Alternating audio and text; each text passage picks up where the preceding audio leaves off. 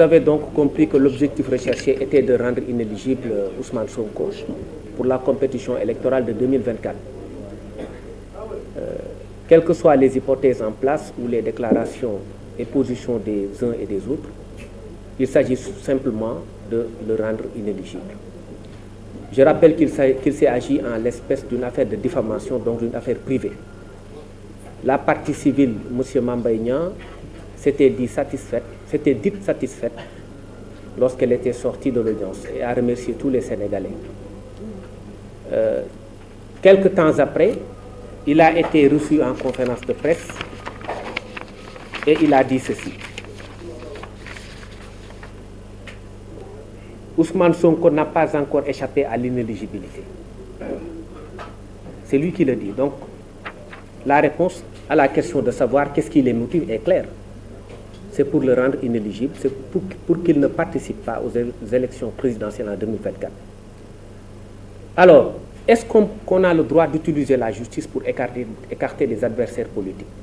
Je pense que ce temps est révolu.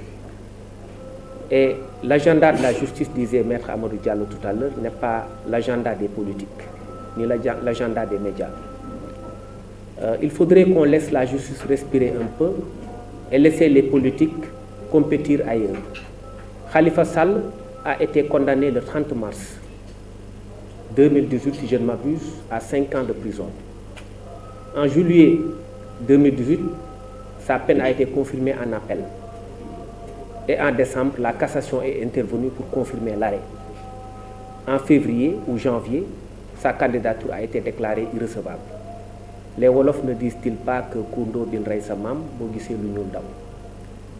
Donc nous avons très vite compris que la position de principe du parquet, qui relève appel d'une décision qui oppose deux privés, nous avions compris que c'était simplement pour essayer d'écarter quelqu'un de la course.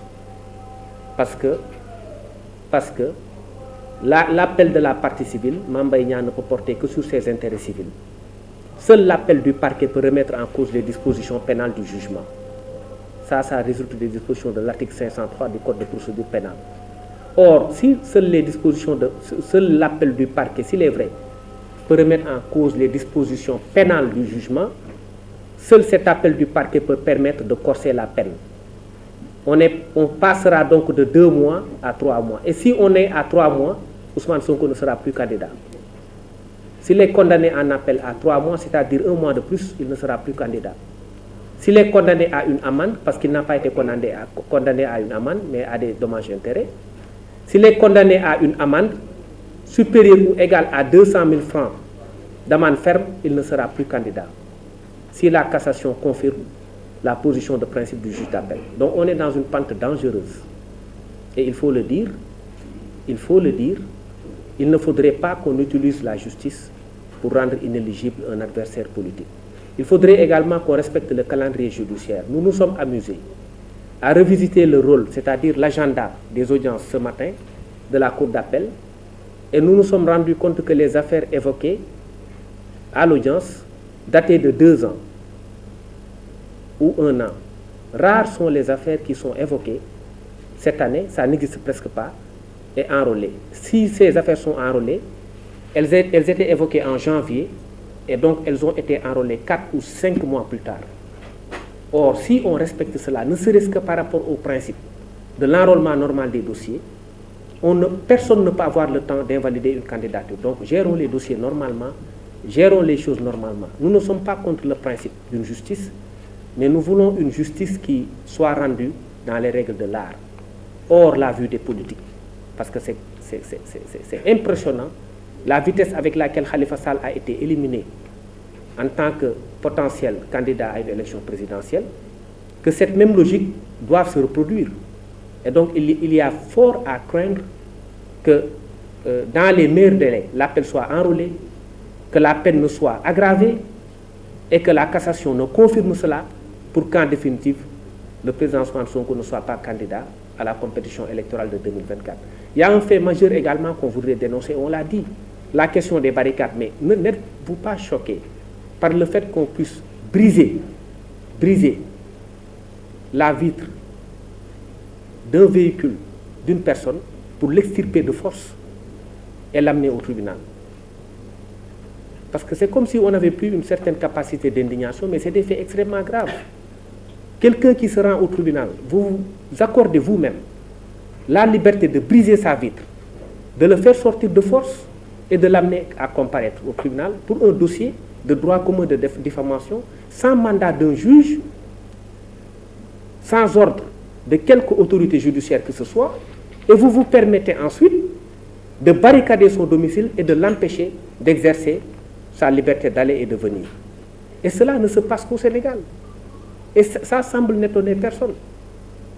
Et donc ce sont là des violations graves des droits humains qui aujourd'hui devraient être sanctionnées. Et sous ce rapport-là, nous avions déposé des plaintes, aujourd'hui restées sans suite au parquet de Dakar. Je voudrais juste vous donner deux exemples. Le dossier de Souleymane Teliko. Ce dossier a été évoqué le 2 avril 2021. Il est mis en délibéré pour le 18 avril 2023. Donc 2 ans, jour pour jour. Le dossier de Barthélémy Diaz, il est pendant depuis presque 10 ans ou plus. Alors pourquoi veut-on? Parce que simplement on veut écarter un adversaire politique de la part de la partie civile, faire accélérer les choses, dans quelques mois, 1 mois ou 2 mois, juger l'affaire, dans 3 mois, 4 mois, juger l'affaire en cassation, appel, cassation, élimination.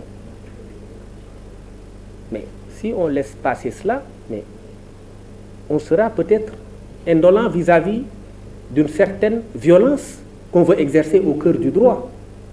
Ce n'est pas tolérable. Et donc, je pense que tout a été dit par mes excellents confrères. Pour le reste, j'ai essayé un peu de résumer les choses. Je pense qu'on peut ouvrir les questions. On peut en prendre 3 pour vous permettre d'aller observer la coupure du jeûne. Merci.